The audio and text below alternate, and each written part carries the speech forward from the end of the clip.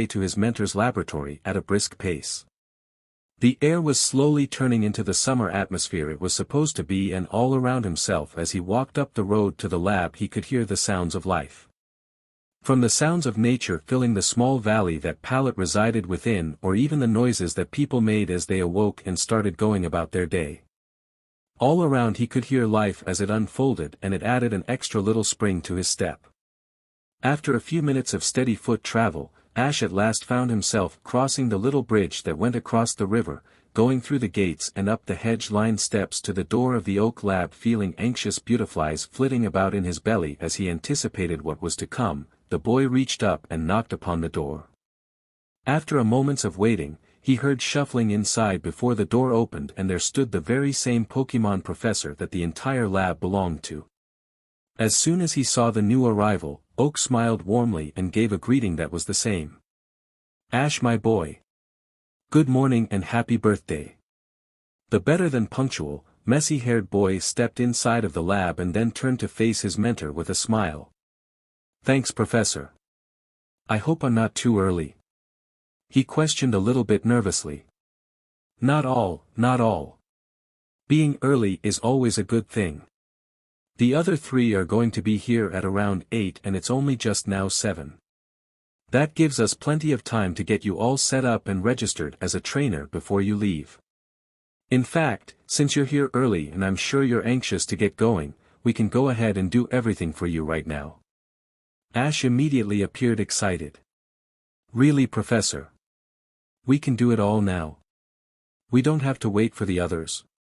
Professor Oak chuckled at the boy's enthusiasm and nodded. "Of course we can, my boy.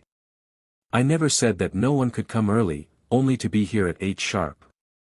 You got here an hour early and in my opinion, such dedication and commitment deserves a reward.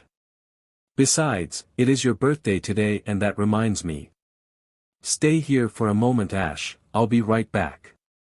He nodded in understanding, and then Professor Oak walked over to his desk, near the couch, where he rummaged through the drawers for a time until finally finding what he was looking for.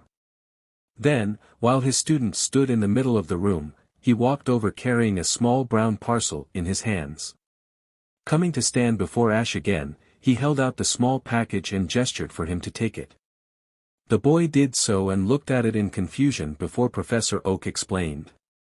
"That is my gift to you, Ash. Go ahead and open it up." The now excited but still perplexed young man did so, and then, after fully opening it, he gasped at what he saw. Inside, laying upon a soft bed of blue cloth, was a black wristwatch-looking device with blue strips of coloring on the sides and bottom. It had a square touchscreen on the front of it and a big blue button up on the top right side of the device. There was also a black one above the screen. Professor Oak smiled and addressed the surprise that was on his pupil's face. "That, Ash, is an transceiver. It is a communication device that allows you to have a multi-way call with up to 4 people at once. It is all done in video feature as well so that you can see the person whom you are talking to." The professor reached out and touched the device with his finger. It also has a built-in satellite GPS navigation system. With it, you can be assured that you will never get lost. It also will tell you where all the best routes to travel on are located, and it shows you where all the towns and cities are in every region, no matter how big or small. The transceiver will display the location of places such as Pokémon centers, Pokemarts, hotels, Pokémon gyms and nearby attractions, as well as many other establishments and locales of interest. It has a search feature too that you can use to make finding a particular destination easier and with less time involved. If the place in question is registered in the transceiver's extensive satellite database, then you will always be able to find the location you want to head to. The gray-haired man smiled and crossed his arms behind himself. This device is the Unova region's answer to Johto's Pokegear, Hoenn's Pokenav and Sinnoh's Poketch. It is also the most advanced device in this particular line of equipment than the former 3. In fact, it is not even going to be available in Unova itself yet for quite some time. Oak winked at his surrogate grandson and held up his finger. "I had to pull a few strings with Unova's leading Pokémon researcher, Professor Aurea Juniper, to get me this. I simply told her that I had a special trainer in the wings who needed one, and she managed to get her hands on this one. So don't be surprised when no one knows what this device is." Ash nodded dumbly at Professor Oak's explanation of what he now held and then began thanking him profusely for it. The older man just waved it off as no big deal, however, and then addressed the boy again. "No need to thank me, Ash, it was my pleasure. Now, come back into the data filing room of the lab with me. I want to give you 2 more little surprises." The grateful boy didn't hesitate and followed his teacher to the aforementioned room of the lab in question. It was located through a door off to the left side of the ground floor research area. Of course, Ash knew the whole lab like the back of his hand since he had been there almost every day, for 5 years straight, training with Professor Oak. As they made their way to the data room in question, he slipped the transceiver onto his right wrist and marveled at the fit. He slid the sleeve of his jacket down over the device though to save himself from potentially unending questions about what was on his wrist. Finally, they made it to the data room, which mostly consisted of a few tables and chairs, several filing cabinets and other such storage devices that held the professor's endless trove of research-oriented files and papers. The gray-haired researcher in question led Ash to a large computer monitor at the back of the room, which was built into the wall, and stopped in front of it. "Ah! Professor, why are we here?" he asked in confusion. The world-renowned Pokémon professor allowed a smile to cross his face and then began explaining to the boy his reason for bringing him to the room in question. "Ash, my boy, you have been learning under me for 5 years now, and I promised you once that if you worked hard for me, it could potentially pay off for you in a big way. Do you remember me saying that?" "Yes, Professor, of course I remember." That's one reason why I worked so hard all this time. He answered passionately and enthusiastically. The grandfather of two chuckled and then continued. I am glad to hear you say that, Ash. Because in these last 5 years of training you, I have been amazed at how fast you learn and how naturally adept you are at studying and researching Pokémon. I know I told you that if you worked hard enough it would open doors for you, and I meant it. Originally, I intended to make you my official Pokémon research assistant on this very day if you succeeded in reaching my expectations. The Kanto professor frowned slightly. However, to my great shock, you have already learned everything I have to teach you in a confined classroom setting. I never thought that, in only 5 years, you would have learned so much. That is why I decided against taking you as my assistant. Pokémon research assistants are basically apprentices to Pokémon researchers. They are there to learn everything that the professor in question has to teach them. You have already been like my apprentice all this time, merely unofficially. So, it would be pointless taking you as my assistant now. Delia's energetic son looked a little crestfallen at first upon hearing that, but quickly recovered and smiled at his teacher. That's okay, Professor. I'm just happy that you took the time to train me the last few years. I really appreciate it. As soon as he said those words, it sealed the deal for Professor Oak, and in that very same moment, his student passed a very crucial test. Instead of getting mad at the cryptic older man for alluding to the possibility of achieving great rewards for working so hard for 5 years, though only to actually receive nothing, Ash focused on the positives. Choosing to thank his mentor instead for all he had done to help him begin his journey. Needless to say, the leading authority on Pokémon and human relationships respected the maturity in his pupil, and that is what caused him to make his next proposition. I'm not done, Ash. The wizened older man held his hand up, and the boy in question looked at his mentor curiously, waiting for him to explain. Soon enough, the aged researcher continued. Ash, what I am about to offer you has never been offered to someone your age, and I am only doing this because I believe you can handle it. I am willing to upload you into the Pokémon Researcher database as a Pokémon researcher in training. He appeared a little confused and voiced it. What do you mean, Professor? Professor Oak turned on the computer while he spoke. A Pokémon researcher in training studies and works toward the goal of becoming a full-fledged Pokémon researcher, such as myself or any of the other region professors. All you need to do is either train under a certain region's professor for a time or go on your own journey and study Pokémon in different kinds of situations and environments. He then looked back at his student and held up a hand. When you have learned everything necessary to qualify and become an actual Pokémon researcher, all you have to do then is find what field of Pokémon you want to specialize in studying, and then you get registered to whatever region you want to study out of as a certified Pokémon researcher. The red-shirt professor smiled. I picked this option for you because I believe that it would fit well into your goal of becoming a Pokémon MSTR. Your task will be to make sure to chronicle and record events you experience on your journey that you deem worthy of research, and then compile them into a journal. Turning fully to the tracksuit-wearing boy, he laced his fingers together behind him. After you attain and possess so much field experience and knowledge of Pokémon, myself or any of the other professors can then name you worthy of becoming a full-fledged Pokémon researcher. He then smiled in a knowing fashion. So, what do you say, Ash? Interested? The black-haired kid was still for a few moments and had nothing whatsoever to say, his brain processing everything he had just been told. However, as soon as his senses returned to himself, he excitedly began nodding like a bobblehead. Yes, Professor Oak. I would love to someday be a Pokémon researcher like you.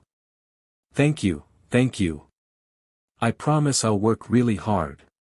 He nodded at his student's declaration and then turned back to the monitor in front of him. Oak typed in a few commands on the keyboard, and then a picture of Ash popped up on the computer screen above. The boy with Z marks on his cheek seemed confused by this and looked at the professor, wondering why his picture was already on the computer's database without his need to pose for one. His teacher soon answered his unspoken question. I took the liberty of building your trainer profile already, Ash. He then gestured at The screen. It is essentially a file on all your information, both personal and professional. All the information on Pokémon you have seen and obtained, gym badges you have collected, tournaments you have won, titles you have attained and much more concerning your life as a Pokémon trainer can be found here on the International Pokémon Trainers Database. Or the IPTD for short.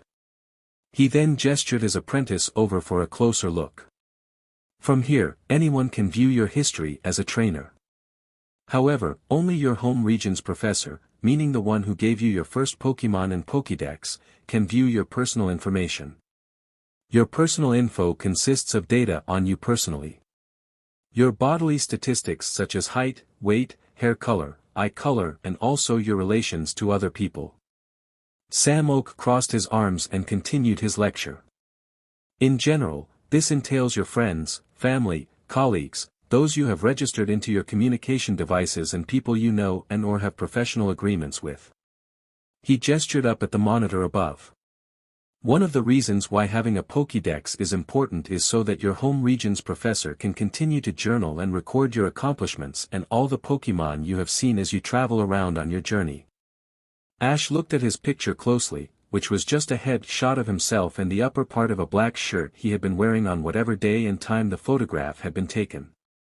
It also acts as a form of ID for anyone you meet who might have questions as to the legitimacy of your identity.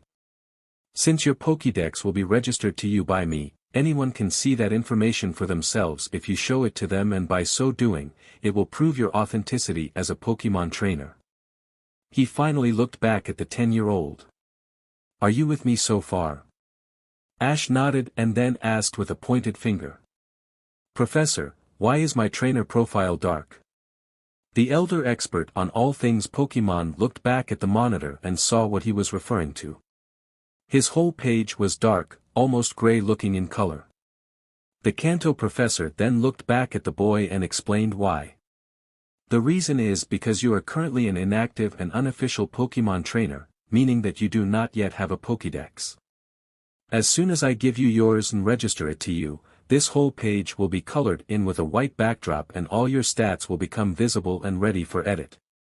The still reasonably spry older man took a seat on the edge of the monitor's control board. Your Pokédex will officially recognize you as the trainer it is certified to upon registry and will begin to collect information on your achievements and the Pokémon that you have seen and obtained. Which is yet another reason why it is so important you never lose it. Each trainer's Pokédex is one of a kind and cannot be replaced. He then held up another of his fingers in an astute manner. Every time you do something Pokémon related, the information will be sent here to the lab and downloaded into my computer system's database. Also, anytime you are participating in a competition of any kind, like a league conference for instance, your Pokédex and trainer profile will show that you are currently participating in that tournament. He rested both hands on his right elevated knee. That is why, unless your regional professor does it beforehand, a Nurse Joy will have to register you for any sort of Pokémon League challenge circuit that you wish to undertake before you can actually begin. The information obtained through the registry needs to be recorded into your profile. This is how different skill levels and ranks of trainers are graded, through the information recorded on the database. After he was done explaining, Professor Oak went to a nearby tall, glass cabinet and unlocked it. He then pulled from the confines of said cabinet, inside of a neat little slotted storage compartment, a black and red, sleek new Pokédex. The old man went over to the computer afterwards and placed the device into a slot between the monitor and the control board and began typing more keys into the terminal. Once he was done a short time later, the professor pulled the Pokédex out of the slot and walked back to where Ash was standing. He pushed a button on the top right corner of the device and the small, high-tech looking machine came to life. The front cover of it slid up smoothly and automatically, on its own, and revealed that the top screen was for image display only while the bottom one was for touch screen control. The very bottom part of the device, below the touch screen, had a teleporter pad on it shaped like a red Pokeball. That was meant for the sending and receiving of Pokémon through the transfer system. When the small green light on the side of the handheld trainer device glowed, a robotic and noticeably male voice spoke from out of the Pokédex through the small speaker slots located at the bottom end on the backside. My name is Dexter. I was given and registered to Pokémon Trainer Ash Ketchum from Professor Samuel Oak.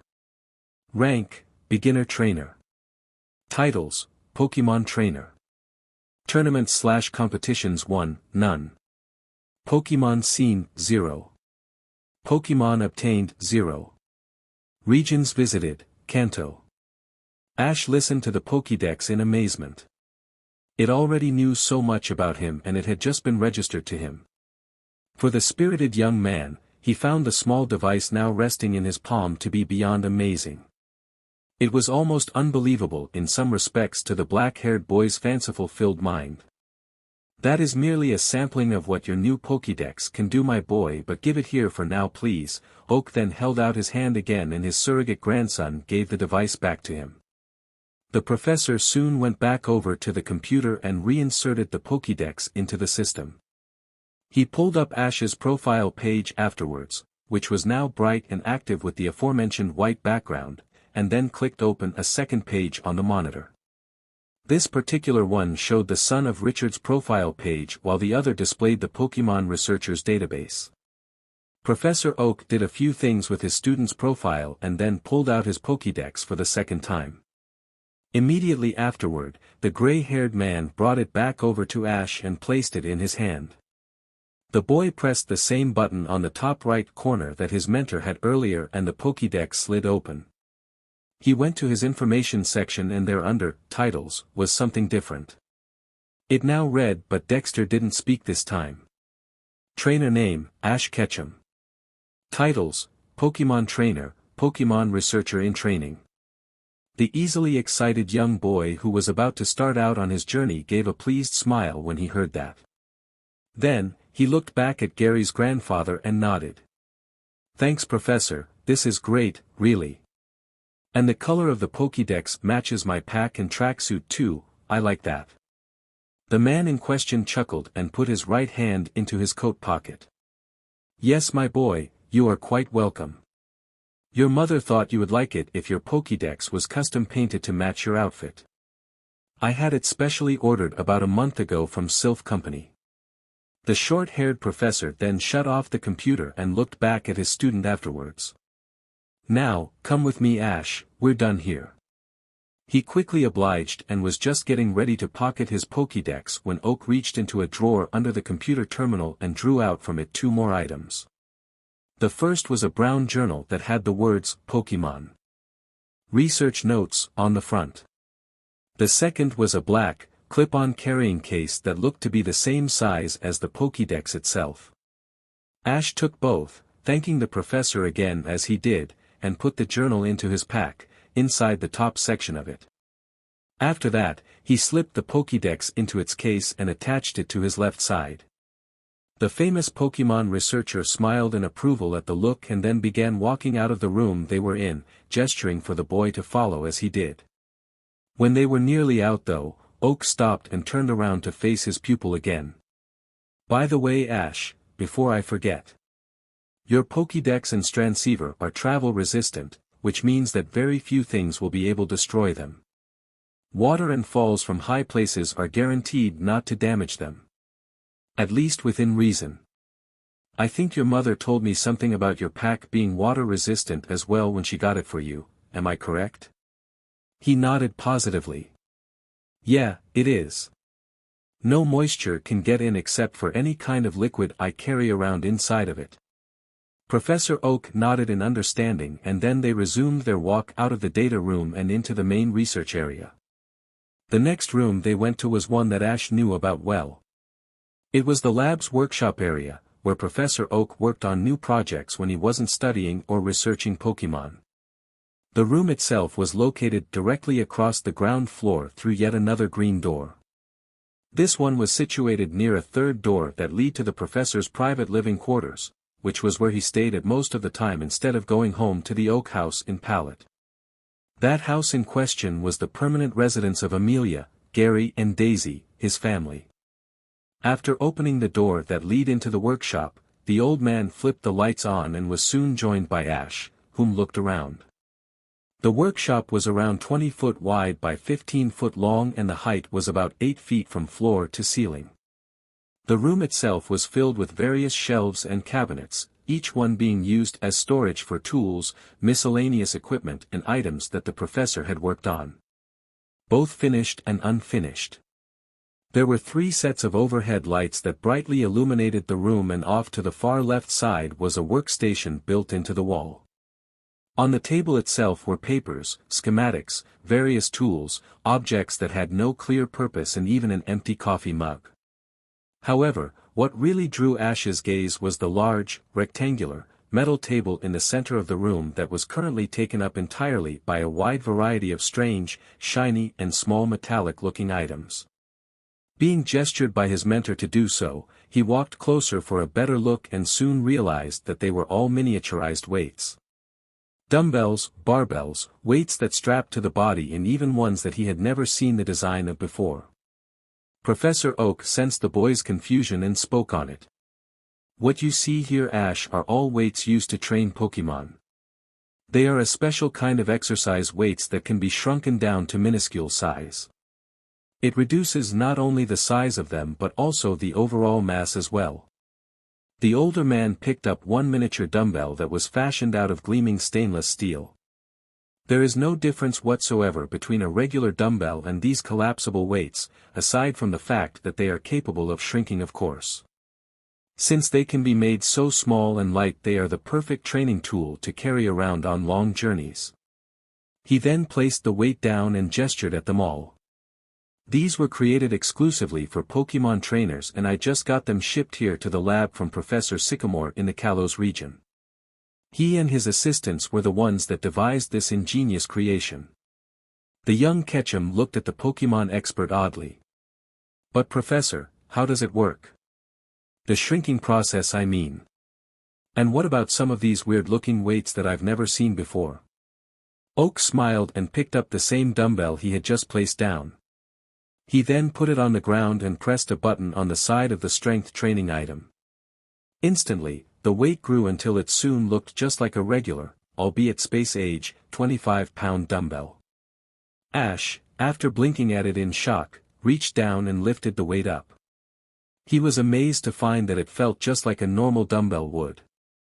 His mentor had not been exaggerating when he said there were no differences between a regular weight and these so-called shrinkable ones. He eventually put it down and then looked at Gary's grandfather again. "How many weight sizes do these come in, and you still didn't tell me yet why there are some types of weights here that I've never seen before?" Professor Oak walked over and enlarged several of the unusual weights after picking them up and setting them down on the ground. He then stepped back and answered the questions. "My boy, the weight sizes here among this collection ranges from 10 pounds for the smaller Pokémon to several thousand pounds for extremely heavy ones, like Snorlax for instance. As for these strange weights you see here." He then knelt down and lifted up an odd-looking body weight to show off, which was lighter than some of the others. Several of these are body weights, and they are for different types of Pokémon who cannot train using weights in the normal fashion. Some examples here are body weights for flying-type Pokémon. He gestured to one of the weights in question, which resembled a metal body HRNSS that strapped on at the front and back by black clips. These weights are perfect for increasing a flying-type speed, agility and endurance. You simply select the weight you want to use, enlarge it and strap it on to your Pokémon. Oak then pointed to other body HRNSS weights that looked similar but were more streamlined in appearance. There are also some for water-type Pokémon to wear while training in the water. It increases resistance and adds more difficulty to any aquatic workout regimen. He held up one of the water-type body weights and gestured at it with one hand.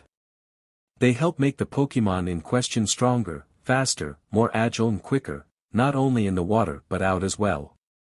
Much like the other ones I showed you do for flying types.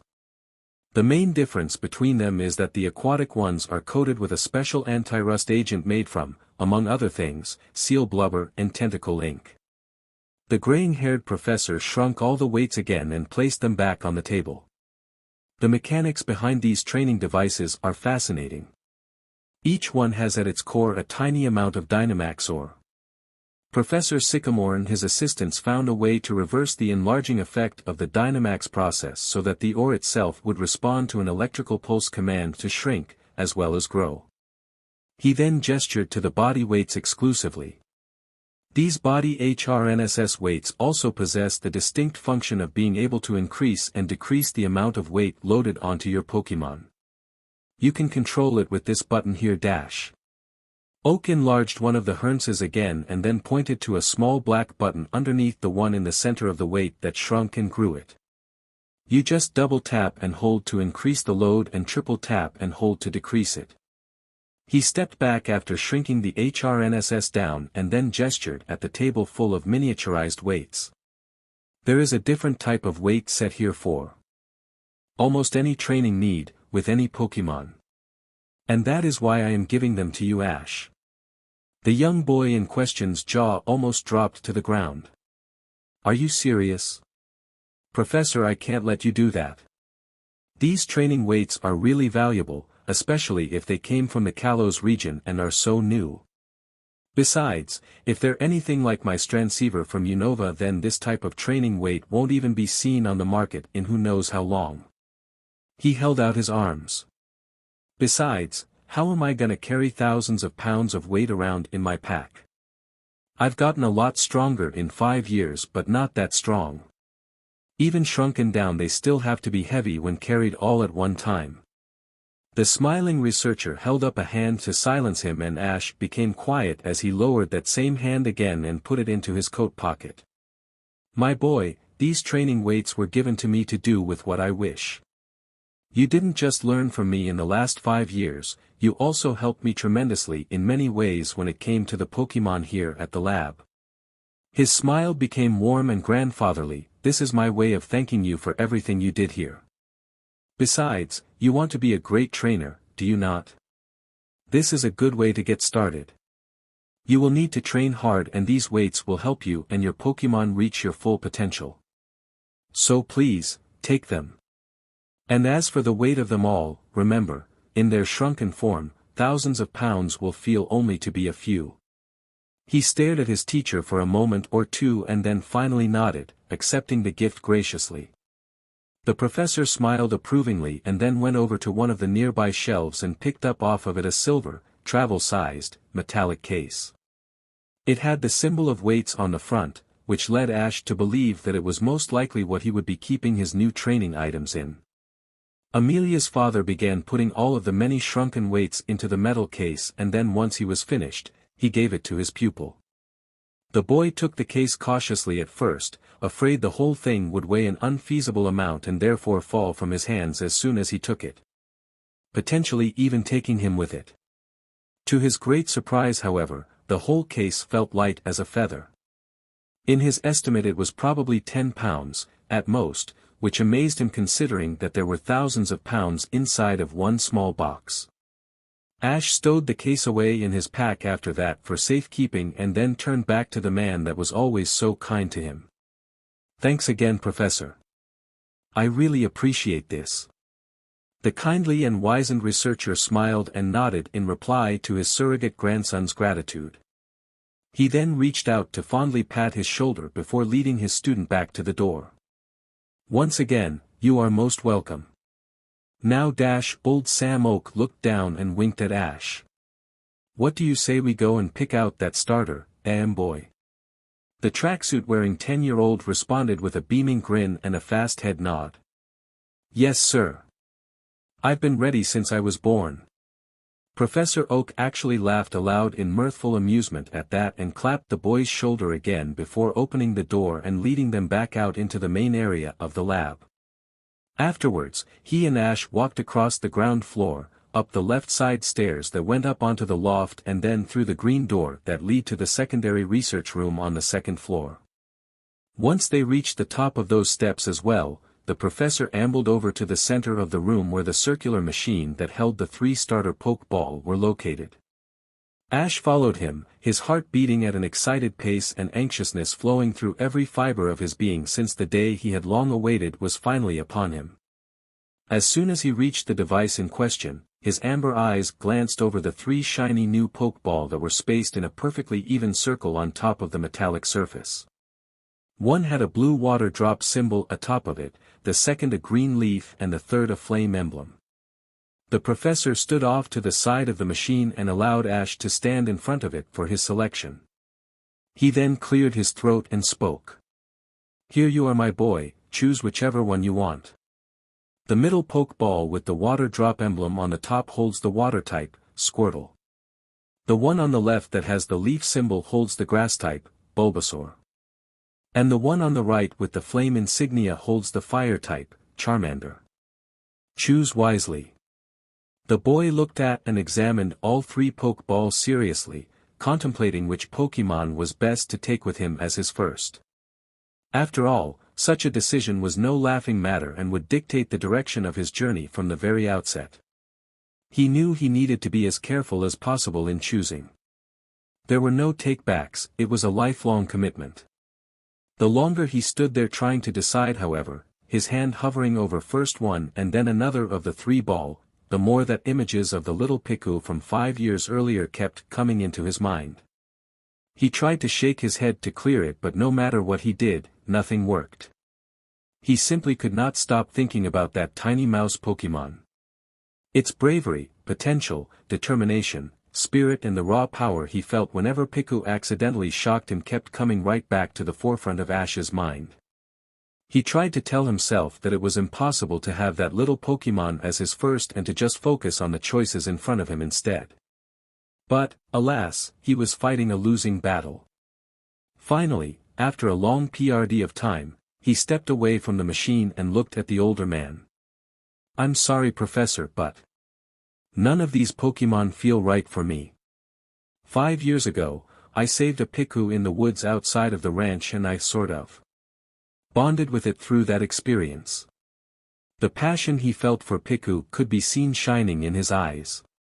"That little Pokemon was so full of fire and spirit and I guess I just really wished it could have been my starter Pokemon instead. We weren't together long, but the time we were I could just sense that Piku was special. But now..." He frowned and looked toward the ground sadly. "I haven't seen it in 5 years and I know it's crazy to get hung up over something like this, but, no matter how hard I try now, nothing else seems right to me. I'm trying to see myself with Bulbasaur, Squirtle or Charmander, but instead, I keep seeing Piku. I just can't help it." Professor Oak was stunned. He never knew of the little electric type that his pupil was talking about until right now. It was clear to him though by the look on Ash's face and the sincerity in his words that he had indeed formed a bond with the small Pokemon in question, and now, he was having an arduous time letting that bond go. After a time of contemplating over the matter, however, he suddenly had an idea. He couldn't give Ash the Piku that he was talking about, but he could give him a Pokemon very close to it. In his mind, it could even help the boy get over the bond with the wild Pokemon that he had befriended. That is, of course, if said Pokemon didn't fry his student first or outright refuse to be his partner and utterly ignore him.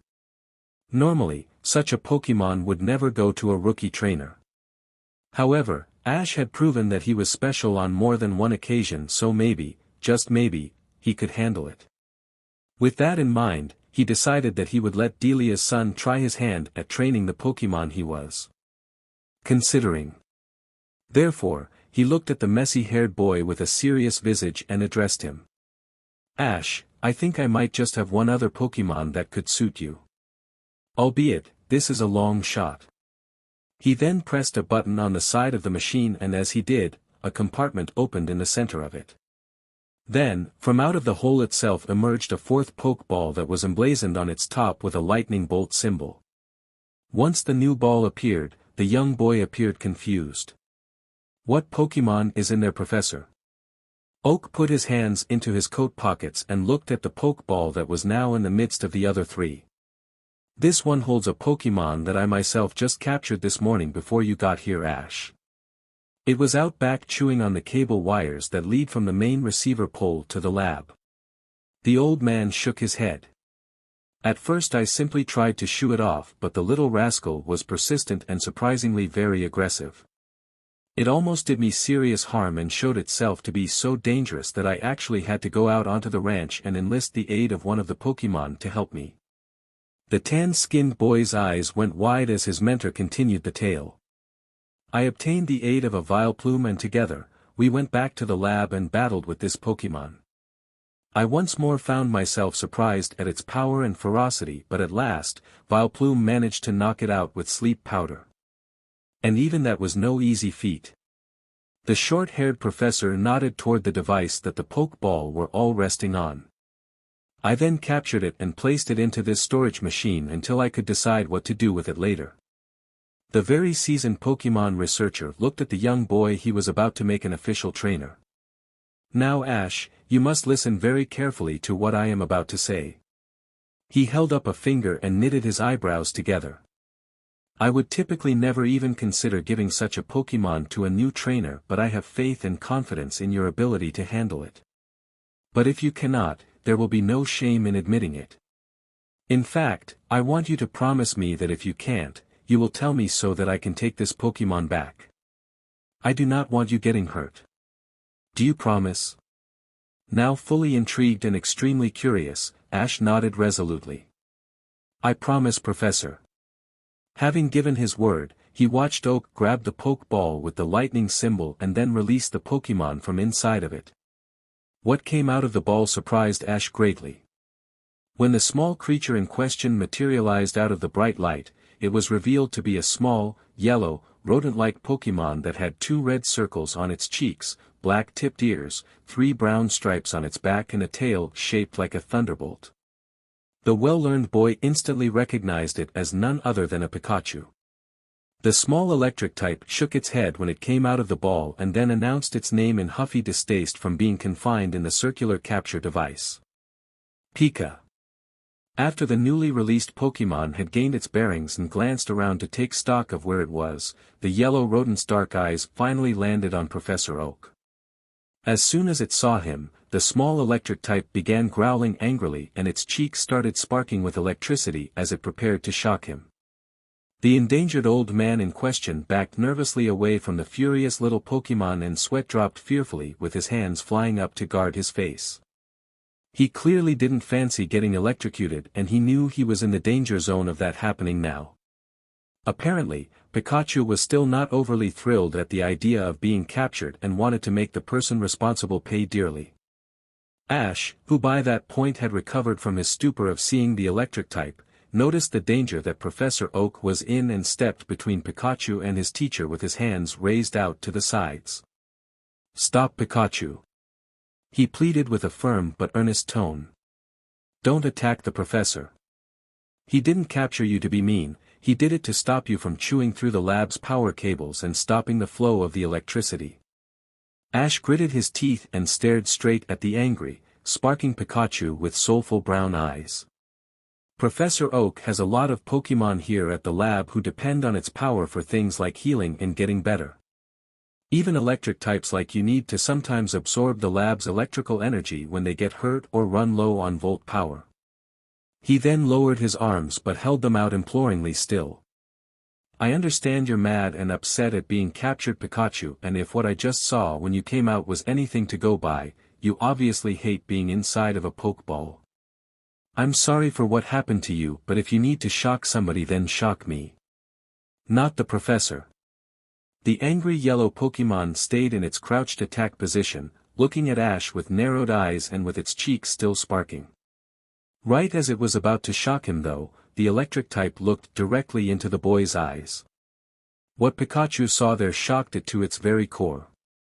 The human standing before it had the exact same caring and compassionate look in his eyes that the one who saved him as a Piku 5 years before did. What was more, when Pikachu really got a good look at the human before him, he began to recognize the black-haired boy. He was older than he had been all those years ago, but the electric mouse could have sworn that this human and the one who saved him were one and the same.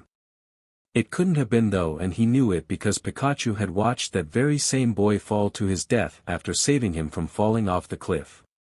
He knew that, if the brave young human hadn't risked his life to save his own that day, then he was positive that he would have died with absolutely no doubt or question.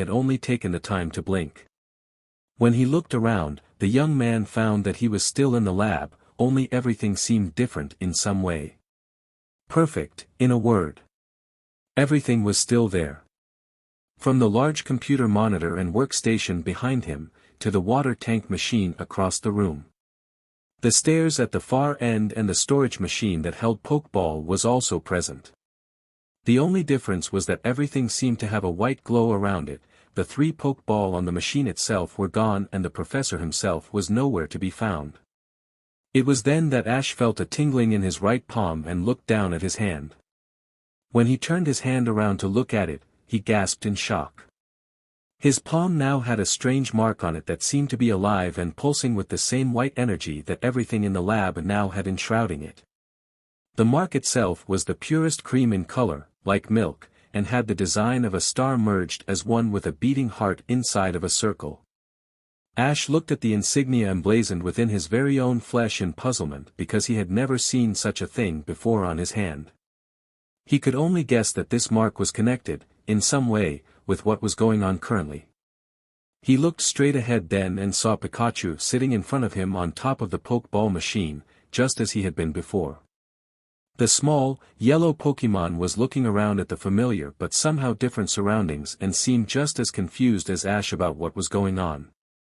The thing that struck the boy as the oddest though was the strange yellow energy flickering around Pikachu.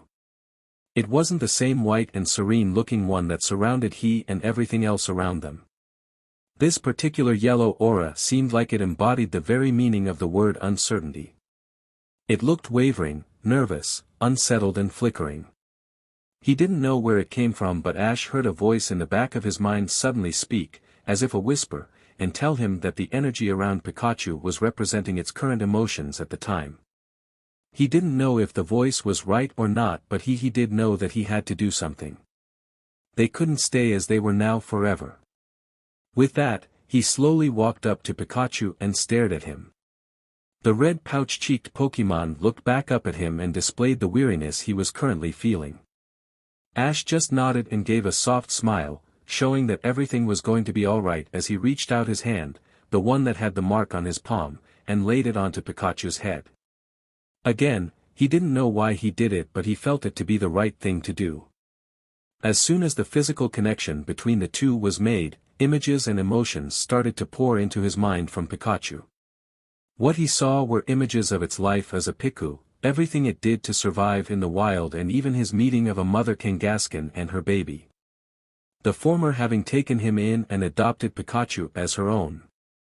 Ash saw fleeting glimpses of the fun times and adventures the small Pokémon had shared with his surrogate family, and it was as if he could also feel his love for the mother and child duo that had showed him such love and kindness. He also felt the electric type's bittersweet sadness when he grew big enough as a Piku that he needed to leave the Kangaskhan and his adopted brother in order to grow and experience the world on his own.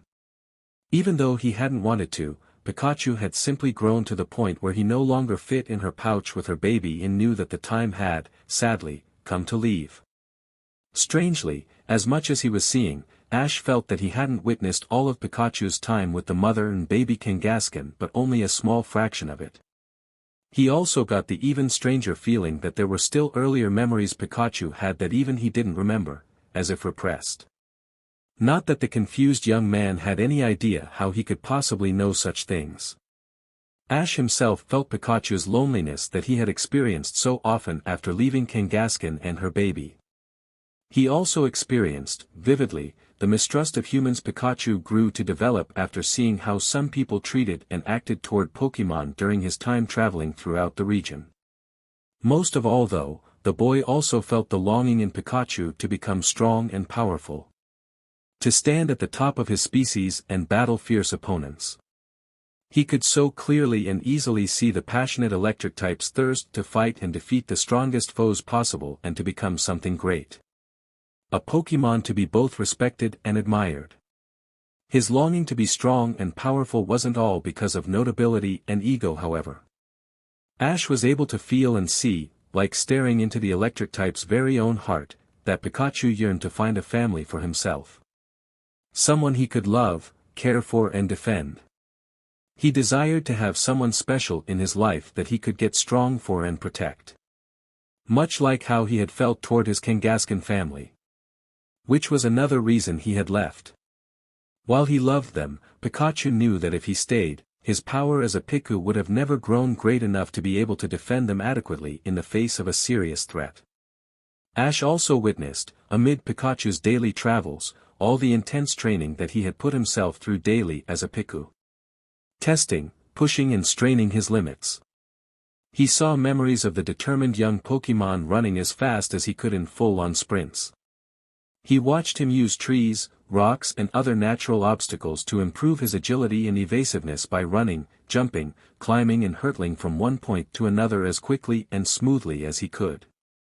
Pikachu had even taught himself how to swim, and he would routinely use ponds, streams and other small bodies of water to improve his aquatic skills. But above all, Ash observed Pikachu consistently testing and pushing his electrical powers to the limit. He normally did this by using his lightning attacks on big, heavy boulders. From what the black-haired boy saw in memories and had even seen a little of himself years before after saving him, Pikachu always had been very unique during his time as a Piku. Specifically speaking,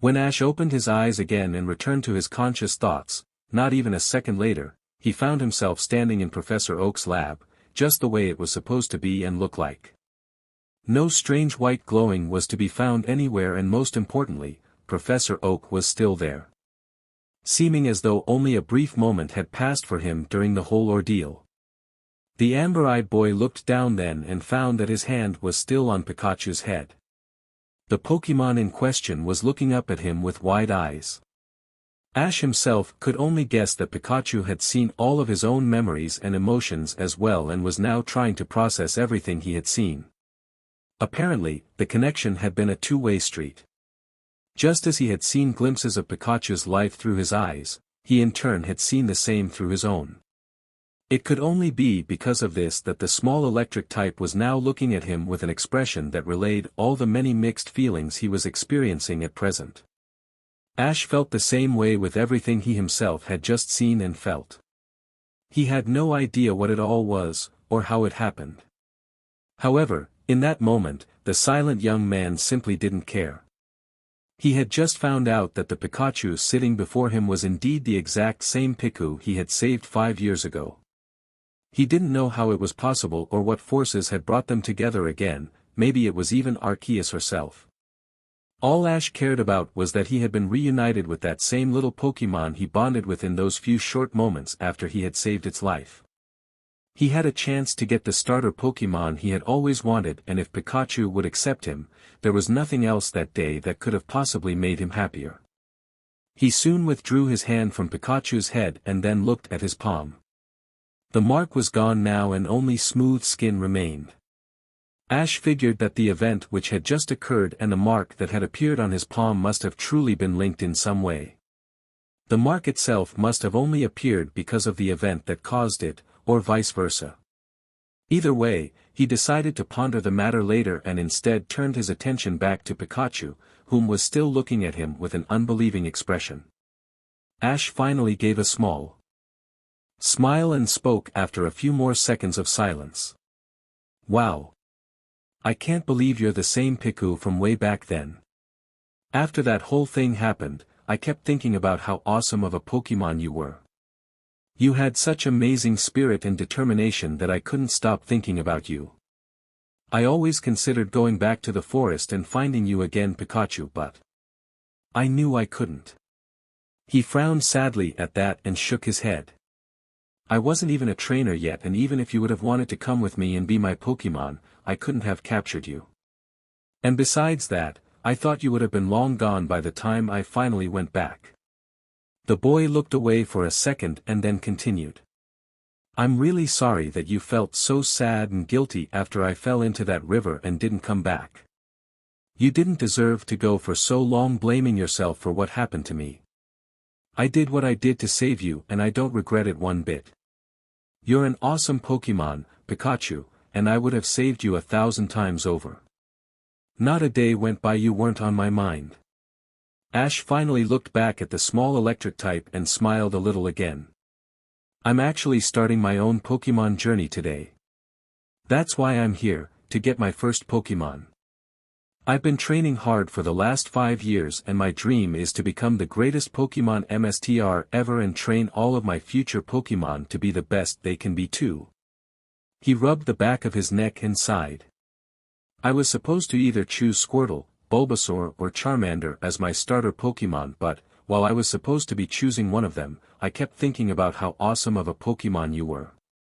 I kept wishing that you could have been the Pokémon I started with today. That's when Professor Oak went and got your Pokeball for me." The 10-year-old held his other hand out. "He said I could choose you as my Pokémon if I wanted to, but I don't want you to do anything that you don't want to do. You have way too much spirit to be held down by any trainer, no matter how big their dreams may be." Ash looked down at the ground as he finished up. "After seeing everything you've been through, I have way too much respect for you than to try and make you come with me if you don't want to. If you promise to not damage anything else here at the lab, I'm sure Professor Oak will release you if I ask him to. Then you'll be free again to do whatever it is you want and go wherever you want to go. I'm just happy I got to meet you again." He fell silent after that and kept looking down at the ground. Pikachu himself was shocked. Not only did he just find out that this boy was the same one who saved him all those years ago, but now that same human was putting his happiness and well-being in front of his own dream. One that he cared so much about and had trained so hard for. Pikachu had seen the human child's memories through the connection they had shared moments before, and he saw for himself just how hard Ash had trained and prepared for this very day itself. After seeing all the boy's memories and experiencing, via their earlier link, his selfless and giving nature, all the times he had put others before himself, Pikachu gained a new sense of respect and admiration for Ash. One that he never thought he could possibly feel for a human. Now this boy, the same one who had saved his life and had also apparently dreamt the last 5 years about having him as his starter Pokémon, was telling him that he would have him set free. Pikachu had never seen a human so selfless before, and in that moment, he decided. He made a decision that would forever impact both of their lives. His mind made up, he turned from Ash and looked up at Professor Oak. He then started pointing at the lightning-emblemed Pokeball that was in the old man's hand, gesturing to it while speaking quickly. Pika Pika. Chu Pika Pi Pikachu. Ash himself looked at the small Pokemon as he gestured towards his Pokeball and figured that it meant he did want to be released after all. The young man sadly nodded towards the professor, whom didn't appear the least bit fazed at the strange light show he had seen earlier. Almost as if the event had somehow been wiped from his memory and he had instead simply been watching Ash and Pikachu interact together the whole time. The older man looked down at the Pikachu asking for its Pokeball and then back up at his student. Seeing him give the okay, the professor felt great sympathy but also pride in the boy before nodding in return. He knew his surrogate grandson was selfless, but to give up the Pokemon he had wanted as his starter for 5 years, purely for Pikachu's happiness, was something truly admirable in his eyes. Of course, he had no idea how his student could possibly know that this particular Pikachu was the same Piku he had met years before. But, one thing he had learned in all of his years studying the relationships between people and Pokemon was that when a bond formed between them, sometimes the most amazing and even unexplainable things could happen. In his opinion, simply recognizing one another, even after years of separation, did not seem to be beyond the reason of explanation. If Ash and Pikachu had really formed such a bond the first time they met, he did not find it unbelievable at all that they would recognize each other. Whether long years had parted them for a time or not. While he would indeed be the first to call it a miracle that he had just so happened to capture, earlier that morning, the very first Pokemon his student had ever formed a bond with, the kind-hearted professor only wished that it could have ended the way he knew Ash was longing for. He himself felt a great longing that, if only he could have provided his surrogate grandson this last birthday gift, he would have been content. Though alas, fate was not always so kind. Even still, it was a test of the boy's mettle that he could have what he had so yearned for being dangled before his face, only to make the selfless decision to let it go. With a frown of sadness on his face, Oak walked up and handed Pikachu his Pokeball. Both he and Ash fully expected for the lightning-natured Pokemon to throw it away in order to show that he wanted to be released. Instead, however, Pikachu did something that utterly stunned both of them.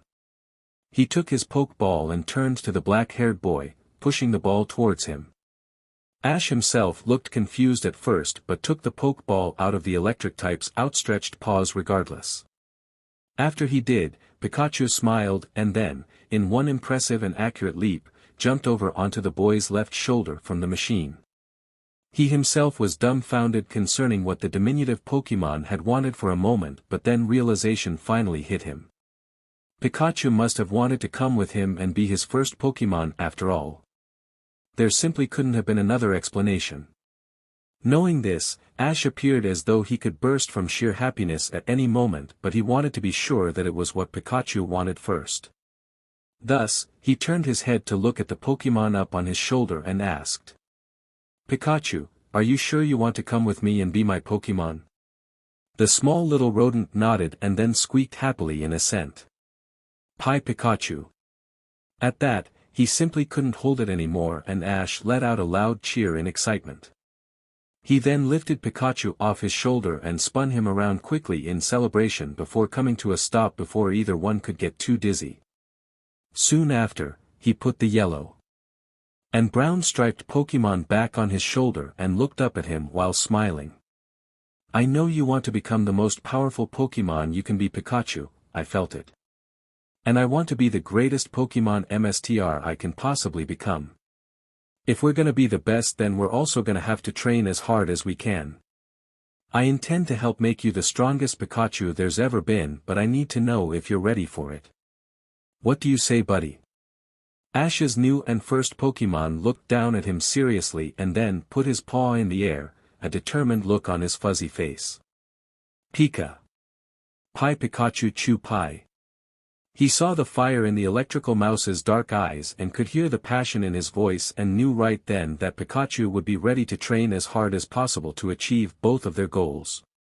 The proud young man felt confident in that moment that he couldn't possibly have picked a better starter Pokémon and was overjoyed to have the short electric type finally by his side.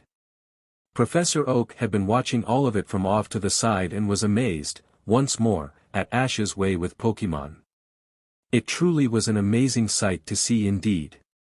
Soon enough, he stepped up to the newly formed duo and spoke. Well, Ash, my boy, it seems you are all ready to head out on your journey now. He looked at his teacher and nodded. Yeah, me and Pikachu better head out so we can get a good start on the day. The angular-faced professor smiled. That sounds like a good plan, Ash. Though you still have plenty of time left in the day, I believe it is only right at about 8 presently. Make sure you take time to enjoy the sights with your Pokémon and don't just speed through your travels. The slower you go, the more likely you are to see something rare and spectacular. The middle-aged man's smile became a little strained and exasperated. Gary is going on his own journey in a car with some friends. Myself and Amelia tried to talk him into walking so he could enjoy the experience with his Pokémon, but he won't listen. So, in short, just take your time, Ash. You'll be happy you did, trust me. The boy smiled and nodded at the professor's tested words of wisdom and decided that he would do just that, take his time. He wasn't going to rush through his journey and miss anything, he wanted to see it all. And besides, he knew that he would have to stop plenty enough as it was so he could train his Pokémon. Why not enjoy the sights along the way? After that, Oak started speaking again and gained his pupil's attention. Before you go though, why don't you get used to using that Pokédex and scan Pikachu with it? Seeing the merit behind the intelligent elder man's suggestion, Ash reached toward the clip at his left side for the Pokédex. Meanwhile, Pikachu freely hopped back down onto the Pokeball machine so that his new trainer could better do whatever it was he intended. Ash then pointed it at the electric-loving Pokémon and after pressing the button on the top right corner, it slid straight up and the bottom and top screen came to life. An image of Pikachu soon showed up on the top one after the quick scan was finished and then the device began giving out the young electric-type species-specific information. Pokédex entry number 025. Pikachu, the mouse Pokémon. Pikachu that can generate powerful electricity have cheek sacs that are very soft and quite stretchy. When Pikachu meet, they will touch their tails together and exchange electricity through them as a form of greeting. This Pikachu is male and has the abilities Static and Lightning Rod. This Pokémon knows the following moves: Tackle, Tail WHP, Thunder Shock, Thunder Wave and Thunderbolt. The spiky, messy-haired boy whistled in amazement. That was a very impressive move set indeed for a Pokémon that didn't possess any prior official training with an actual trainer, aside from what he did on his own. The fact that Pikachu had 2 abilities instead of the usual one made him even more unique and impressive as well. Ash knew that his first Pokémon was special and the information Dexter had just given him proved that fact even more so. He soon put his Pokédex away and then Pikachu jumped onto his shoulder as he turned back to face Professor Oak. Well, Professor, I guess this is it. Thank you so much for everything you taught me and for all the great gifts you gave me today. I really do appreciate it. The older man smiled at his grandson in all but blood. It was my pleasure, Ash. You earned everything that you received today. You have learned so much from me these last 5 years and I am very proud of you for showing such dedication. I know you are going to do great things. Just remember that when you want to come home, Pallet will always be here. Your mother, as well as myself and Amelia, will be glad to have you back." At that, the gray-haired man stopped for a moment and held up his finger. "Ah yes, that reminds me, here dash," he then reached into his right, 10 breaths pocket and produced 5 empty, shrunken-down Pokeball. The 5 standard Pokeball to start your journey with, use them wisely. Smiling in gratitude, the boy reached out and took them before attaching the 5 empty ball onto the cloth belt wrapped around his waist. Afterward, he looked back at his teacher and nodded. "Thanks, Professor. Mom actually went to the Poke Mart in Viridian about a week ago while I was here studying and bought a bunch of the supplies she couldn't get here. I have 20 extra Pokeball in my pack right now." Professor Oak chuckled and rubbed his chin. "Yes, well now you can add a few more to the list before you'll need to make a run for more." The polite young man smiled at the kind older man and replied earnestly. "Thanks, Professor, and don't worry, I'll call you and Mom on my transceiver once I get to Viridian City. It probably won't be for a week or 2 though. Pikachu and I are gonna camp out on Route 1 for a while and really get to some hard training in order to prepare ourselves.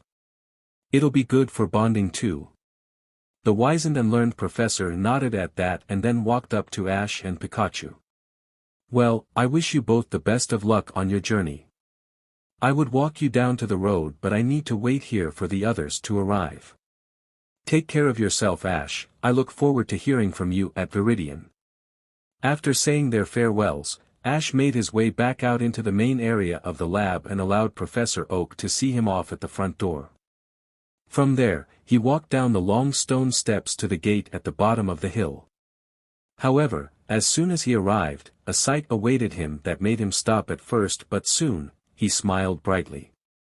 Gathered as if to give a big send-off celebration was Delia, Amelia and several of the people from both the neighborhood and town that Ash knew growing up. All of them were smiling and waving at him while a few cheered and others still held up signs of support with his name on them. There was even a big banner with large words scrawled across it that read, "Good luck, Ash. We're rooting for you." Reaching the small group of neighbors, friends and supporters, Ash looked at all of them before settling his gaze on his mother, whom was smiling proudly at her son. "Wow, Mom. What's with the big send-off party?" The brunette gestured at all the people behind her and gave a soft laugh of amusement. "After you left to get your first Pokémon, Amelia and I decided to get all the neighbors together and celebrate the start of your journey. They're also here to wish Gary well when he arrives." Amelia smiled at her. "Nephew. Yeah, you didn't think we'd let you just slip off, did you, kiddo?" Ash's smile grew hearing that and his heart warmed as everyone else started giving him kind words of well-wishing support. "We believe in you, Ash. Yeah, go knock 'em, dead kid. Put Pallet Town on the map for us, Ash. You're gonna be a great Pokémon trainer. Make us all proud, Ash." Looking amongst all the faces, he recognized quite a few.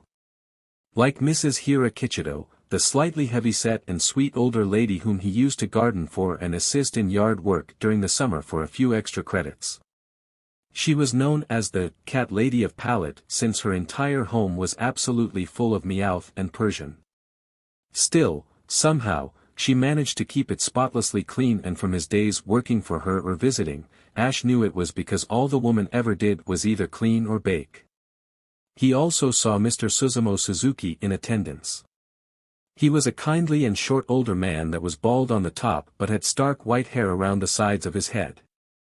He wore big, thick glasses that made it impossible to see his eyes, and he always had on the same blue jean overalls, green undershirt and brown loafers every day of the year. It was a running joke among most of the people in Pallet that he had a closet at home full of the same outfit. Mr. Suzuki owned the grocery store in town that everyone shopped at, and his mother had also worked there when she was younger. He was a nice man but a tad forgetful and senile at times due to his age. There was also the totally white and wild-haired older man, Niraya Arrow, whom was simply known by everyone in Pallet as Uncle Niraya. He was a fun-loving, excitable and good-hearted older man, perhaps in his early 50s, who ran a small home repair business.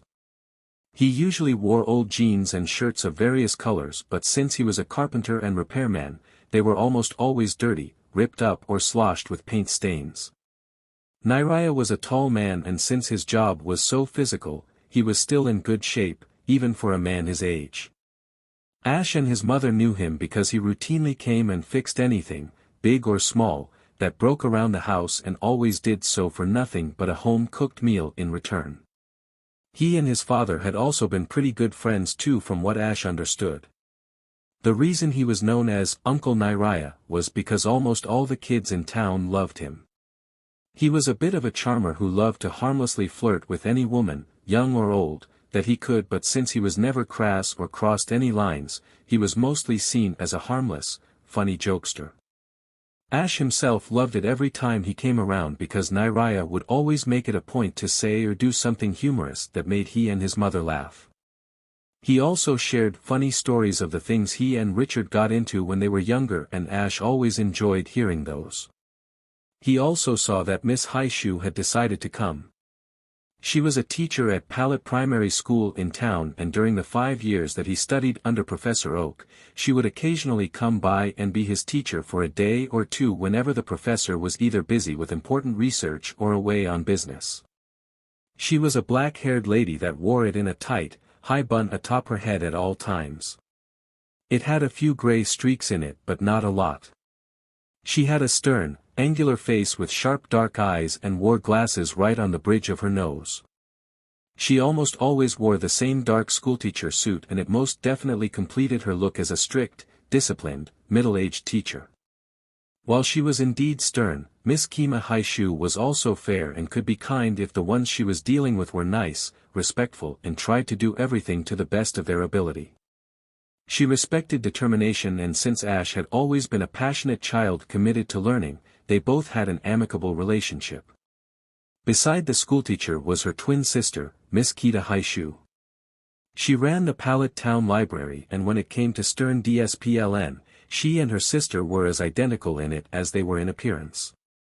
They even wore the same business suit attire, hairstyle and glasses combination. The only difference was that while Mrs. Kima's suit was dark, Kita's own was tan. The dark-haired librarian ran her precious library like an officer did their precinct, and she loved books more than anything. Because of this, she demanded the utmost respect and politeness when in her library. Fortunately, since Ash had a love of books and also met both of the prior personality requirements, he was on the same friendly terms with Miss Kita as he was her twin sibling. There were some days that he could spend hours in total silence reading in the library, and since he never returned any book late, Miss Kita more than once said he was her favorite patron. Seeing all of his favorite people gathered to send him off, as well as many others that he knew in passing but were still always kind to he and his mother, the messy-haired boy smiled joyfully. "Wow, everybody! I can't thank you enough for showing up like this, it really means a lot to me. I mean it, thank you. Ahaha." Uncle Niraya stepped forward and wrapped an arm around his shoulders, grinning from ear to ear on his slightly stubbled face. "Well, of course we had to see you off, kid. It's your birthday and you're starting out on your very own journey today. That means you're gonna meet all kinds of appealing women dash." He raised his fist as rivers of tears fell from his eyes in torrents. "I'm so jealous." The Haishu sisters cleared their throats and gave the wild-spirited, lady-loving older man a stern glare. Having been on the wrong side of their sharp tongues in the past when he made the mistake of flirting with them, Niraya immediately started to sweat nervously and backed away while placatingly holding his hands up. "Eehee. I'm just kidding, come on. You know me. I didn't mean it." Although he quickly leaned in and whispered to Ash. "Hey kid, make sure you tell me about all the pretty ladies you meet on your travels when you come back." The 10-year-old in question cracked a small smile but nodded regardless as Niraya shot him a toothy grin, gave a thumbs up and then stepped back into the crowd after wishing him good luck and a happy birthday. The Haishu sisters came next as the slightly older one, Kima, went first in her brisk tone. Well, Mr. Ketchum, today is your birthday and also begins your Pokémon journey. I will wish you well for both, and as a parting gift, I shall give you these words of wisdom. She raised her finger in a way that the prim and proper older lady always did when teaching. Education and keeping your mind open to learning new things will serve you better on your journey than anything else. A mind open to learning all you can will ensure that the challenges you face never overwhelm you. An educated mind makes for a successful venture. Ash nodded politely to her words of wisdom and thanked her for it before turning to Kita, whom folded her hands behind her back as she looked down her glasses at him. I will add to what my sister has so wisely said, young man. And that is this: books are your best friend, and if you wish to become a true Pokemon MSTR, never neglect what they have to teach you. Also, if you visit any libraries on your travels, treat them with the same respect you have given mine. A thin smile came across her lips. Happy birthday, Mr. Ketchum, I look forward to seeing my best patron again. Delia's son did likewise and thanked her as well just before Mrs. Kichido came up and gave him one of her famous, bone-crushing hugs. Oh little Ash, I'm going to miss you and your visits to see me. I do so enjoy them. As the curly, dark-haired and stocky woman hugged the boy and swung him around, Ash's face was buried straight between the older lady's sizable cleavage. His nose was pressed into the dark purple fabric of the classy dress she always wore, and the strong-smelling perfume Mrs. Kichido seemed to all but bathe in almost overwhelmed the poor boy's senses. Not to mention made him want to retch. I'll tell all of the kiddies back home that you said goodbye, and as soon as you return I'm going to bake one of those lemon tart pies you love so much. Oh my dear sweet boy, I'm going to miss you so much. Happy birthday and best of luck on your journey. Even as Ash felt the sweet bliss of unconsciousness trying to pull at his senses due to lack of air, which would have been a sweet release just to escape the prison of sickeningly sweet perfume he was trapped in, it was worse for Pikachu. The small electric type was also suffering alongside his new trainer, since Mrs. Kichido's ursine hug had pulled him down off of Ash's shoulder and straight between her large bosom. At present, all that could be seen of him was his yellow and dark-tipped ears sticking out above her arms and Ash's messy dark locks. Luckily, before he could lose his patience and shock both Ash and the overzealous cat lady, she let them go.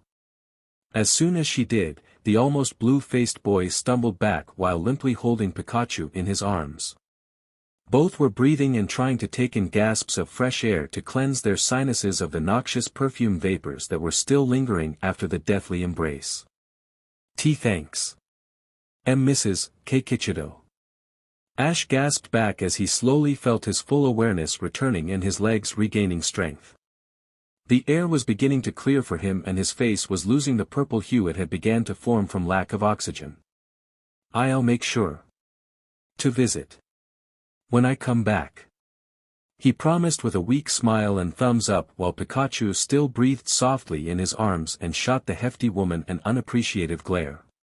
He wasn't too thrilled at all with the sudden and very unexpected assault that had occurred on both his physical well-being and sensitive olfactory passages. Even now he could smell the nasty perfume on his fur and could tell that it would take days to lick it out. Still, he and Ash were both internally suffering since the latter had to entertain the thought of eating one of Mrs. Kichido's disgusting lemon pies when he returned home. Nasty, horribly tart-tasting things that, for some reason, she was convinced he loved. Even though he had never given any prior indication to support such an assumption. After the husky older woman stepped back while wiping her eyes and blowing her nose with a purple handkerchief, her favorite color, Mr. Suzuki hobbled forward in the bent-forward position he was known for. Then, hands clasped behind his back, he looked at the young man and spoke in his higher-pitched, aged tone. Well, young'un. I suppose today's the day you finally set out for the police academy. His senility getting the best of him, Mr. Suzuki started to ramble on without giving much stock to what he was saying. I remember when I was your age and I wanted to get into the grocer business. My, that was a year for it. Darn bug types ate up all the farmers' grain that year 'cause of the famine and we had to make do with nothin', but an old box of barley ears and a couple heads of cabbage. I sold them all for 2.5 credits apiece, and then we had to start sellin' old potato whiskey. Yes sir, I tell ya it was dash. As the flighty old man continued to ramble mindlessly, Delia smiled in soft amusement at her old employer and then walked up to her son, whom was too polite to interrupt the elderly grocer but desperately appeared to be in need of a rescue. Even Pikachu didn't understand the old human's mindless musings since he was listening with an ear ped to the side in confusion from back atop Ash's shoulder. "So honey, is this your first Pokémon?" she asked as she looked at the small electric mouse in curious intrigue. "Yeah, sure is." Ash looked up at Pikachu on his shoulder and smiled.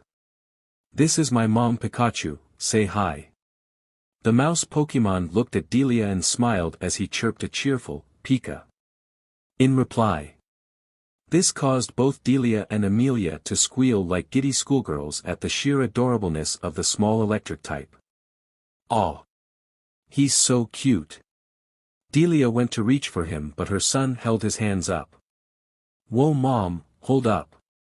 Pikachu can be a little temperamental with people it doesn't know and he could shock you." Delia stopped for a moment and blinked before just leaving her palm out toward Pikachu for him to sniff. The electric mouse slowly leaned forward and sniffed her hand for a few seconds before pulling back and smiling. Then, with a chirp, he leapt from Ash's shoulder and into Delia's arms. "Hi Pikachu." At that, Ash blinked in surprise but smiled nonetheless while Delia scratched Pikachu behind the ears and cooed to him.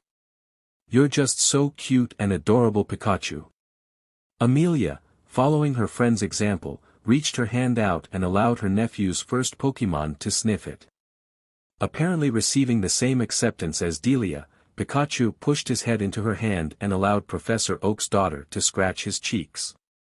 "He's so soft. Especially his cute little cheek pouches, they feel like silk."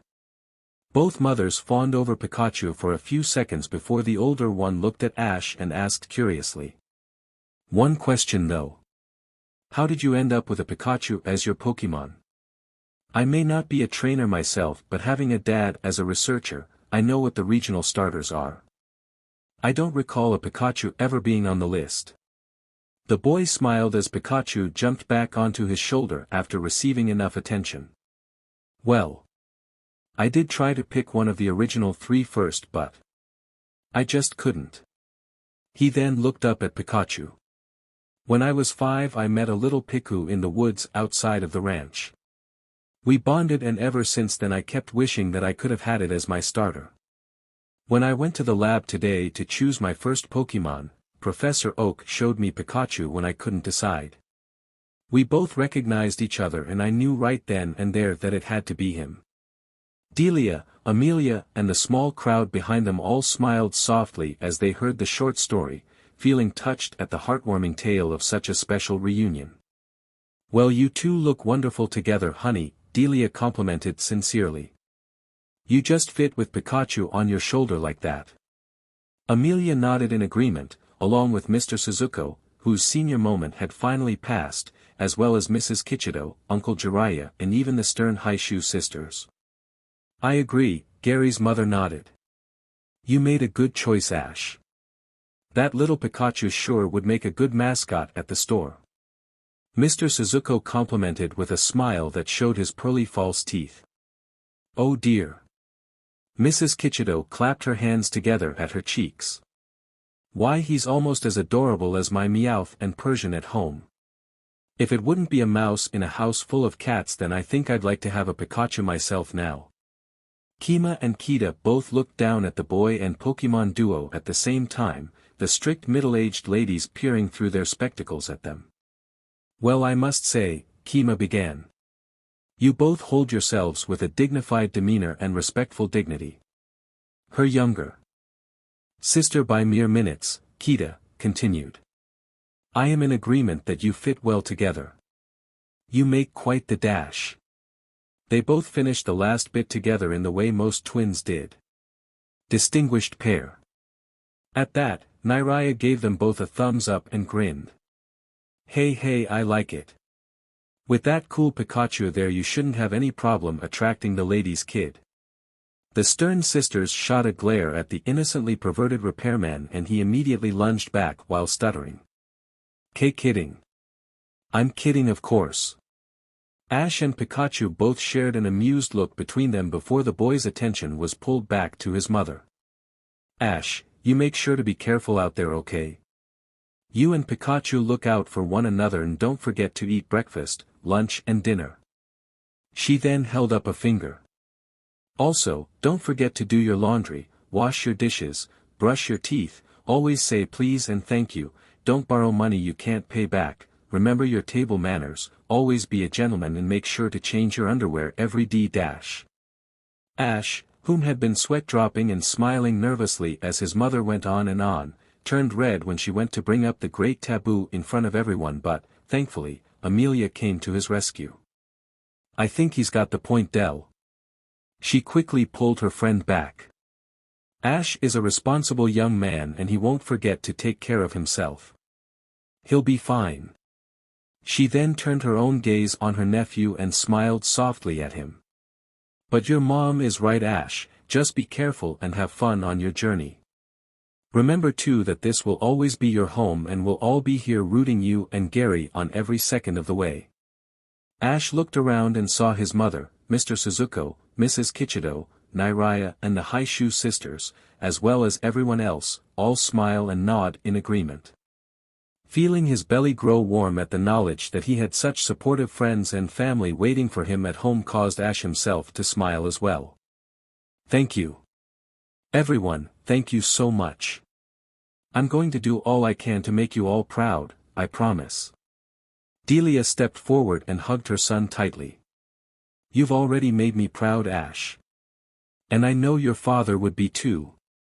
Hearing that caused his eyes to grow a little moist and he grasped onto his mother tightly, hugging her and breathing in her scent since he knew it would be a while before he saw her again.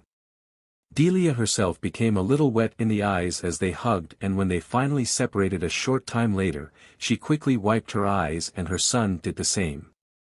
Afterwards, Amelia moved in to give her nephew a firm hug as well. Good luck, Ash, I know you and Gary will do great. The birthday boy even received a hug from Mr. Suzuko, Mrs. Kichido, a hearty one from Nairaya and the High Shoe twins surprisingly also gave him one. Once he was done saying his goodbyes, Ash hoisted his backpack up onto his shoulders more evenly and smiled at everyone. Alright, thanks again everybody. We're heading out now, see you all later. With that said, he turned and began heading toward the bridge that lead across the river and to the main road. As they went, he and Pikachu looked over their shoulders and waved. The small group back at the gate waved in return and, in tandem, they all said together. Happy birthday, Ash. Good luck. His mother was the last one to say something though as she cupped her hands over her cheeks and yelled. Goodbye, Ash. I love you, honey. Please look out for him, Pikachu. The small electric type I smiled and called back to his trainer's mother. Pikachu. With their final parting being said, the newly minted duo crossed the slightly arched and quaint little bridge and stepped onto the main road. Leaving the small group of supportive neighbors and friends behind to give a send-off to Gary as well. However, they were only on the road for a short time before Ash and Pikachu saw a red convertible speeding down the road toward them with a car full of people. Ash stepped onto the roadside and waited for the car to pass, but when it got close enough, the vehicle stopped right beside of him. To his surprise, he saw that it was none other than Gary sitting in the back of the sports car on the rich, tan leather seat. The grandson of Professor Oak was surrounded by a group of young women that all looked to be in their late teens and by the way they were dressed, they were most likely wealthy. The convertible itself was being driven by another young woman with dark hair and sunglasses. As soon as the car came to a stop and he saw who was standing on the side of the road, Gary gave a condescending sneer and sat up on the back of the seat. Hey there, if it isn't Ashy boy. Did you forget where the lab is? It's back that way, loser. Even though he knew that his one-time childhood friend was just trying to get a rise out of him, the raven-haired rookie trainer refused to give in to it. Hey Gary.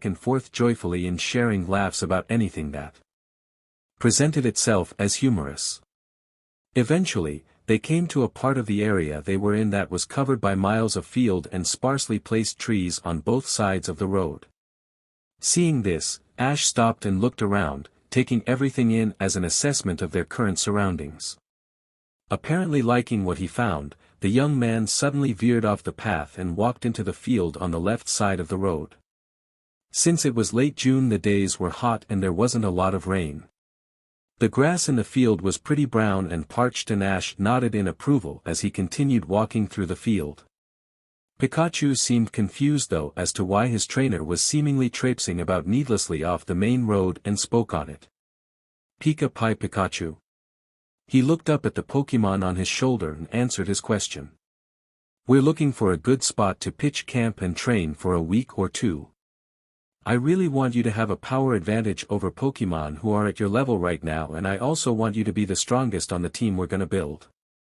That way they have someone to look up to in terms of strength and skill." He held a finger up and smiled. "Doing that will let them see the results of hard training. This field seemed promising and I wanted a closer inspection of the area before deciding. It's wide open and that means we have plenty of room to work on your speed. Now, if I can just find a few other things we need for your training, then this field will work perfectly for us." Pikachu appeared excited at the mention of training and getting stronger and nodded eagerly. Ash eventually came to a spot in the field that was about 100 yards away from the road. The location itself was perfect. It was right next to a large stream that they could use for drinking water, and plus, the current was moving fast enough and was just deep enough that it would allow for training in the water perfectly. There was a small area right near the stream that was shaded by trees, and Ash decided to use it for the campsite. Some distance away was a large cluster of rocks and boulders that he knew would be perfect for training Pikachu's agility, strength, power, accuracy, and physical moves, as well as to work on his electric-type attacks. Pikachu's Volt Power, as Ash liked to call an electric Pokémon's ability to use electricity, was something he endeavored to fiercely train his newfound partner in. Overall, the bright young man liked what he found and decided to make permanent camp. He then headed over to where the campsite was going to be laid out amongst the tree cluster and started setting everything up. Demonstrating the skills he had learned from his mother and that Uncle Niraya had helped him to refine, he pitched the tent, made a small fire pit and gathered a healthy supply of firewood from a patch of sparse woodland nearby. Once he was done constructing his campsite, Ash stood back and admired his work. He smiled approvingly after a few seconds of observation and then set to work making he and Pikachu lunch. He cooked his usual healthy meal for himself, which consisted of some dried meat, veggies and fruit. All storage and travel-safe foods that his mother had packed for him in hearty quantities to last a while. For Pikachu, Ash had decided to set him up on a special diet. The food itself was healthy and had several great benefits for the small electric type in it. The greatest of which would help to increase the Pikachu's power. The boy added a few supplements and herbs to the mix while he was preparing the food over the fire, which supported growth in strength, power, speed, endurance, and many other attributes that he felt would benefit Pikachu's overall health and growth. The messy-haired trainer also took out the necessary ingredients and utensils from his bag that he needed and made a few poffins that would provide Pikachu's pelt with a glossy and healthier sheen. Mostly, they were for the outward appearance, but they still held a few good health qualities as well. While it would take time to establish a recipe and meal plan for Pikachu that was just right for him, Ash knew that trial and error would eventually bring one about. He also needed some actual Pokémon food mix that was exclusively for electric types, but that would have to come only when they reached Viridian City and could resupply. Once they were done with lunch, Pikachu had indeed enjoyed his food. Ash explained to him their training routine. Pikachu would first work on his overall speed by running through the massive field as fast and for as long as he could. That would help him to learn the move Quick Attack much faster. Then, once he finally learned the aforementioned move, he would blitz through the field using nothing but it in order to the utmost limits of his endurance. This method would assure that Pikachu's Quick Attack would keep getting faster. It would also help his training in 3 other areas. Namely, his base speed would greatly improve, his stamina and endurance would also strengthen drastically and, through all of that speed training, Pikachu might even become a candidate to someday learn a move that only the fastest of Pokémon could attain, Extreme Speed. Ash had read all about it and knew that Extreme Speed was one of the most powerful speed attacks a Pokémon could learn. It relied completely on one's sheer speed and power, most especially speed. He knew that Pikachu could learn the move, but it would take quite some time to do so, and the first thing to learn as a stepping stone was Quick Attack. However, that would take nothing but a lot of time and intense training. After the first phase of training, Pikachu would then hit the river and work on swimming drills for an hour so that he could build his muscle strength, speed, and stamina all at the same time. Of course, as with all of his running and sprinting drills in the field beforehand, Ash made his first Pokémon wear one of the body weights that Professor Oak had given him. It wasn't overwhelmingly heavy yet, quite naturally, since Pikachu was just starting out on his integrated, intense training regimen. Although, it was still quite heavy, and after Ash had pulled the weight out of the travel case they were in, enlarged it and figured out how to strap it to his Pokémon, Pikachu spent some time just learning how to move properly in it.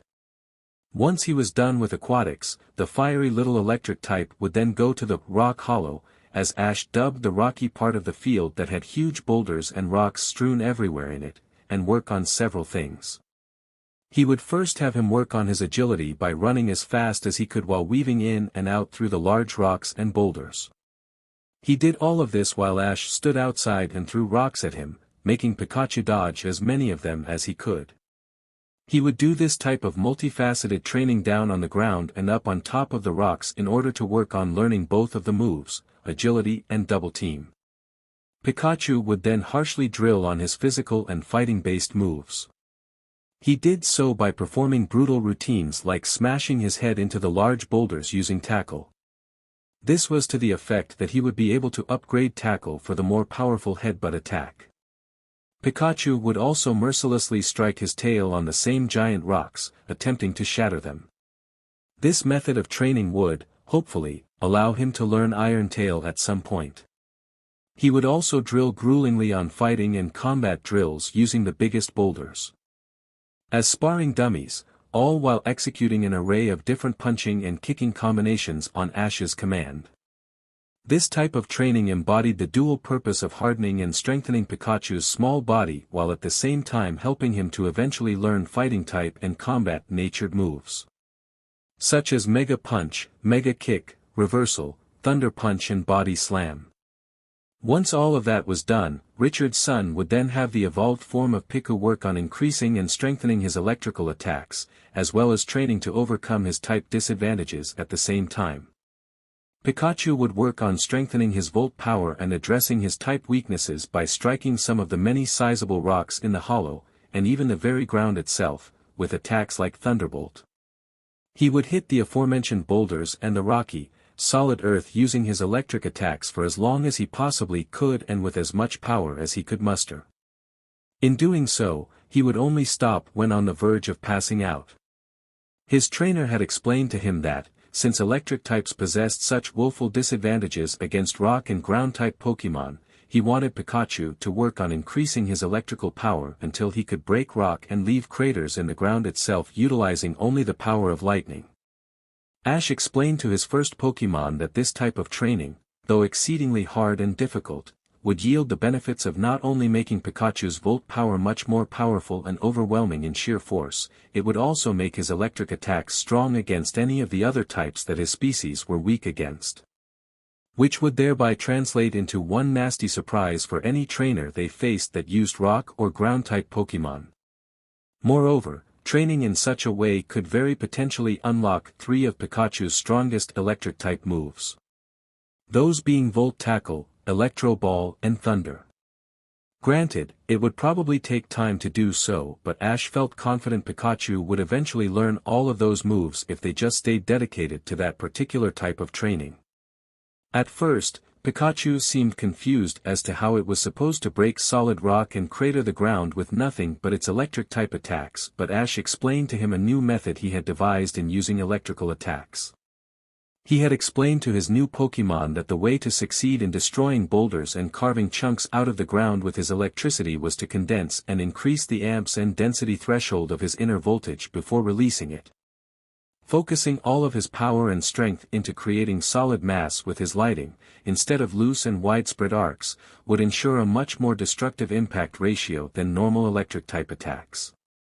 Dense and sturdy objects, like rocks or even the ground itself, were hard and rigid elements. Naturally, it would take a greater force to cause them damage. Condensing and amplifying the strike force and overall raw power output of a lightning bolt would help facilitate the endeavor of being able to overcome the resistance barrier provided by a heavy boulder or the ground itself before they finally gave in and broke. Ash had decided to call this new form of utilizing electrical power, focused lightning. And the possibilities were quite literally limitless. This revolutionary type of training that only Pikachu and other electric-type Pokémon could do would very possibly make them one of the most powerful types in the world. If one were to MSTR the concept of focused lightning, it could give electric types a strong advantage against any type they were weak to, since they could just use this new method of electrical discharge and overcome any defense or typing with just sheer power alone. Namely, in the form of extremely powerful, highly supercharged and greatly condensed bolts of thunder. In many ways it would be like a real thunderbolt dropping from the sky. Natural lightning strikes could actually shatter rock and even crater the ground, so in Ash's mind, why couldn't an electric-type Pokémon do the same thing with their own power? The training required to MSTR the aforementioned technique would be extremely hard, of course, but he looked at it as being worth it.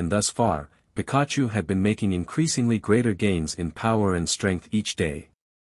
He had managed to learn, in a surprisingly rapid rate of time, quick attack, double team, agility, and mega punch, all in only 1 week of intensive training. His strength, power, agility, speed, endurance and even his volt power had all increased exponentially, and Ash was very pleased with his Pokémon's progress.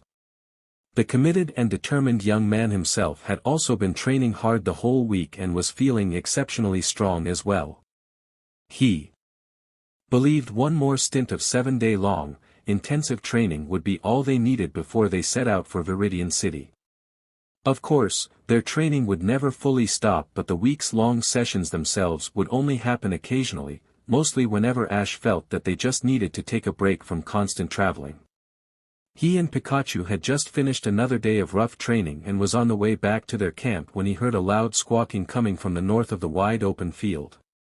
After only listening to the sound for a few seconds, he immediately took off in the direction it was coming from, with Pikachu bouncing on his shoulder the whole way.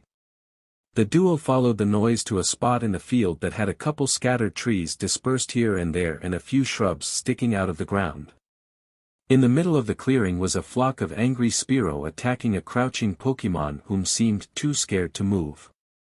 Ash didn't waste a second at the sight and, with a burning urge to help kindled in his belly, he gave a command to Pikachu as the small electric type jumped down onto the ground, as if reading his trainer's mind.